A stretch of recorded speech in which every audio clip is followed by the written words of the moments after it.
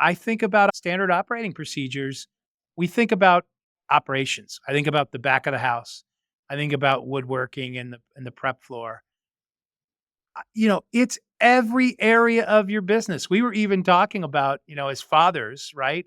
The daughters. Khalil's a father of a daughter, but he's a little young to be dating yet.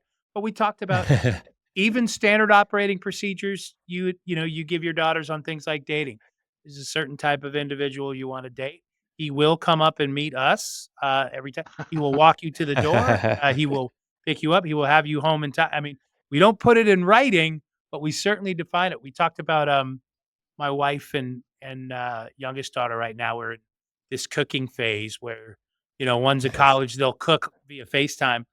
Well, the kitchen looks like one way for one of them, and it looks like a debris field of I can't even explain for the other because they have different standard operating procedures in the kitchen. So, anyway, Yeah.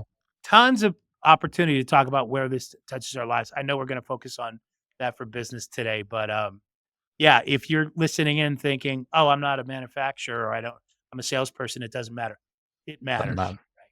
So, I mean, is that fair to Wow. say, Jay? Would you agree with that about all the areas of your business that this And is important to address? absolutely. I think in the best run organizations, it doesn't matter the title, right? Yeah. Everybody plays a role in the SOPs and the effectiveness of those. Yeah.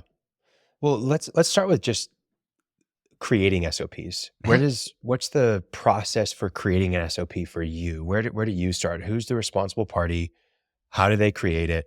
And where do they store it? Where does that live for you and your organization, Jason? Sure. So, I think looking back over my career, the answer is it depends on it has happened for me in different roles, right?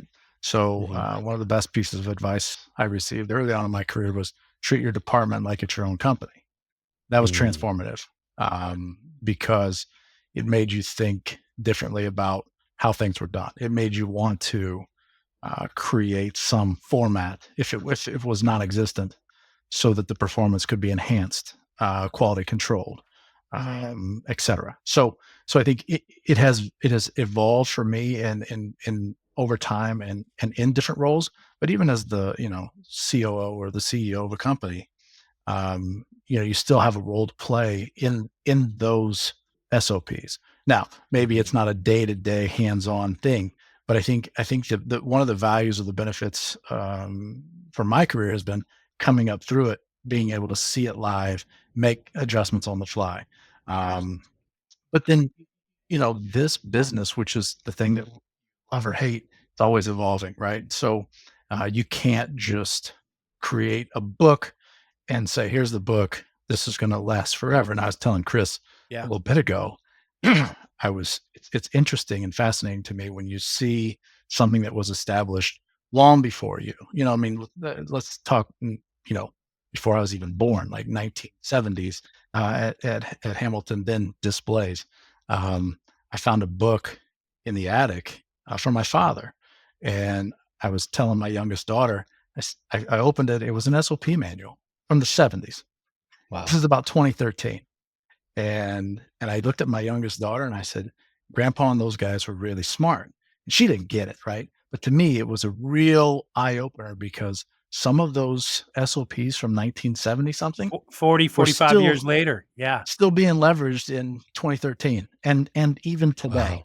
Wow. Um, it's sometimes Khalil and Chris, it's you can't place a value on something as basic as this, right? We can overthink SOPs, we can make them more grandiose than they need to be. At the end of the day, what works, what checks the boxes, what ensures quality control, and it doesn't have to be more complex than this. Yeah. Technology Yeah. driven, paper. It doesn't matter. Can I go back to Mm. something you said a minute ago? So you had said best advice you got when you're young and up and comer, treat your department like it's your own company. Yes, sir. Did you so I think about, a company like where you started, right? And there might be 5 or 6 departments. Was there I don't know if I was gonna say an internal competition, but was there an awareness of which manager, which leader let manage their department better. Like that person really, there was because I've been at companies where, it was a hot mess when you walked into the Sure. area where it seemed much more freestyling, a lot more emotion driving decision making. And yet, you know, I'd walk back into an area that was really well run and I was like, oh, this is great. So Sure. what one question is, did you feel that as a manager before you had a broader responsibility that this was a reflection of you and and that's the next thing is once you became a C-level Mhm. exec, did you look to hire and promote from within based on people that, for example, had well-defined and run, processes and departments?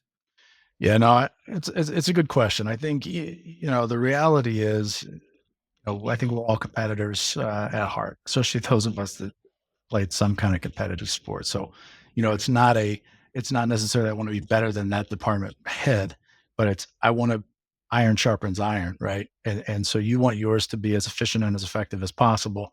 You want the other department heads to help sharpen yours, right? You may miss something, and some of the best enhancements to SOPs candidly come from people that don't really know necessarily what is happening.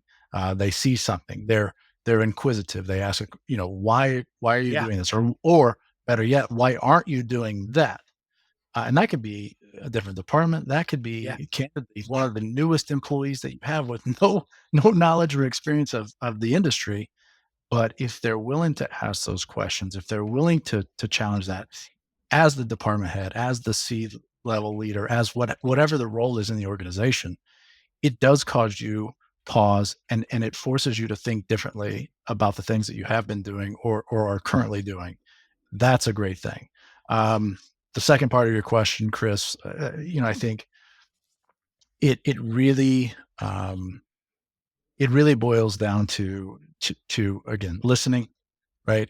Being active and not being so set in your ways. Like I said, you can't SOP should not be a book that is written once and then shut for good. It's a living document. It has to But be isn't accessible. don't you find I've been to companies, it's exactly what you just said. Once they "Oh, thank God this is done," right? And I don't know that anybody ever reads it. I don't know that there's a structured way that it's regularly talked about or It, it, evaluated for updates, but you're it, right, it's a living, breathing part of it the has to be. ecosystem. It has to be. And I think, you remember the Larry, the cable guy, I think was his name, and he'd always say, get her done. And, and I think that's the wrong mindset. It's get it right, because honestly, it's not done until it's right. And if you have a book of processes that exist and have existed for years, you might be done, but you may not be right. It speaks to the evolution of not only the client side, but the industry as a whole, right? So, yeah, I think it can be that it can live on a shelf, and I wish you well, but I think the best organizations are constantly, and you don't change it for change sake, right? But again, back to something so simplistic as this. Yeah.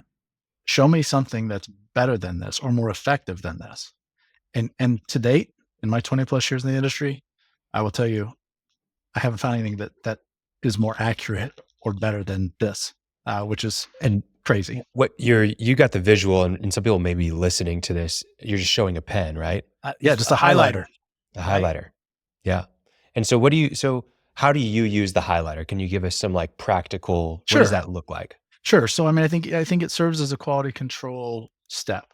I think in the course of SOPs, and I think SOPs, they can't be so robust that you can't get work done. They can't be so minimalistic that you make mistakes. So, you try to drill down to what are the key components, what are the most important steps, and then what are the tools that you need. That's why I keep leveraging this highlighter pen, because, again, you think about the evolution of technology. I remember years ago, barcoding, when barcoding was really hot, people thought, oh, this is going to change the game. And for some, maybe it has. But I think in our industry, in my experience, right? I can't speak to other houses, but in my experience, barcoding It was too easy to make shortcuts. It was too easy. And then you want to blame the system when in reality it's human error. So you go back to the basics. It's the blocking and tackling. I like to talk, right? It's what are the fundamentals? What got you here? That's the thing, Khalil and Chris, that blew me away the most about that process from 1970 something was they talked about it. Use a highlighter, highlight off the asset as you're checking it in or as you're checking it out as a means of quality control. So we've seen technological advances that didn't achieve that same level of quality control. Yeah. Sure, it was great to have, but you could circumvent it. This you can't.